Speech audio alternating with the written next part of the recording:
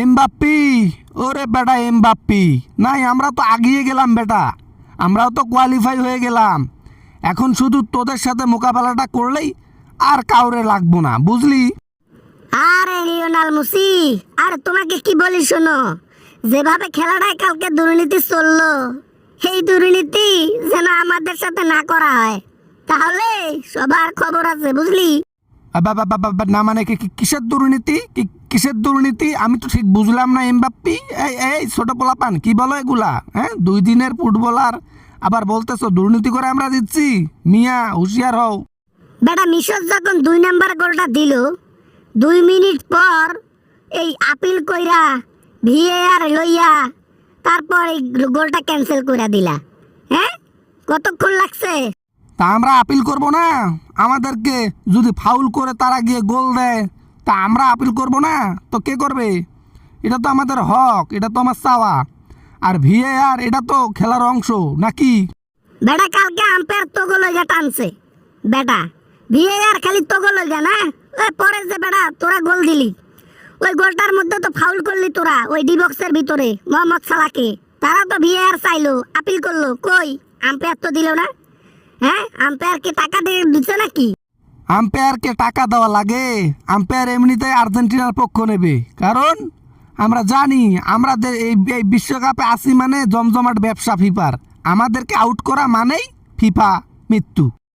ঠিক আছে, সমস্যা নাই, সব পাহাড় পর্বত সবগুলারে রাইখা দিয়ে তারপর ফাইনালে আইসো, তোমার লগে দেখা হচ্ছে।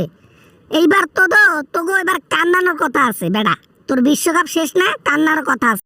লেকচার কম মারো, 2 দিনের ফুটবলার, লেকচার কম মারো বেটা। আরে বেটা মাঠ ছেড়ে কান্না করে আমরা যাব না বেটা, ফ্রান্সের সব প্লেয়ার যাবে কান্না করে, এই তোরা যাবি কান্না করে, মিস নেই। মিশরের লগে 3 পিস খাইছস না, 3 পিস খাইছস না আপা? এইবার তোগো ফ্রান্সে দিব 9 পিস, বুঝলি? ওই 9 পিস শোধ করতে করতে আরেক বিশ্বকাপ আসবে, বুঝলি? না মানে আর কি? এই এমবাপ্পি, এই বেটা কথা কম বল, কথা কম বল, কাজ বেশি কর বেটা। এখনো ফাইনালে গেলি না, আবার কথা বলতেছিস ফাইনালে যাওয়ার কথা? হ্যাঁ বেটা, অন্যান্য ভালো ভালো টিমের সাথে ভালো ভালো টিমের খেলা পড়ছে। আরে বেটা আর্জেন্টিনা কোত্থেকে আইলো রে? এ বেটারে খালি দেখি দুর্বল দুর্বল টিমের সাথে খেলা দেয়। হ্যাঁ, এরা তো ইজিলি ফাইনালে যাবে, এটা কানেক্ট আছে, ফিফার সাথে কানেক্ট আছে। কানের থাকে না কি থাকে সেটা আমাদের ব্যাপার বেটা, তোকে বলতে হইব না। তোরা যেইটা কাপ লইয়া যা, বুঝলি?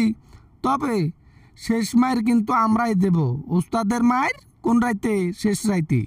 এবার বুড়েতি বয়সে কান্না করতে করতে মাঠটা ছাড়ি দিও, বুঝছো? তোমার মতো মেসি এবার পায়ের আগালে এবার নাচাবো আমি, বুঝোস নাই বেটা? এবার দৌড়াইলে তোর মতো মেসি 10-15টা থাকবে পিছনে। আর রাখ রাখ রাখ রাখ, আর লেকচার মারিস না বেটা। এখনো পায়ের স্কিল যেটা আছে না, তোমার মতো এমবাপ্পি ওই স্কিল বানাইতে গেলে আরো 14 থেকে 15 বছর লেগে যাবে, তাও কাজ হইব না। সব স্কিল পানি কোথায় জানো? দৌড়ের কাছে।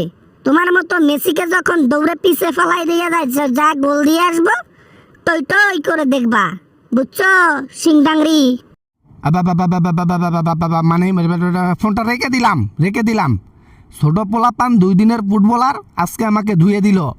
কালকে রাতেই তো তোদেরকে সারা পৃথিবীর লোক ধুয়ে দিচ্ছে বেটা, যে দুর্নীতি তোরা করলি মিশরের সাথে না, এটা ইতিহাস হয়ে থাকবে। এটা তোরা ইনসাফ করিস নাই, এজন্য তোদের সাথেও বেইনসাফ করার জন্য আমরা আসি।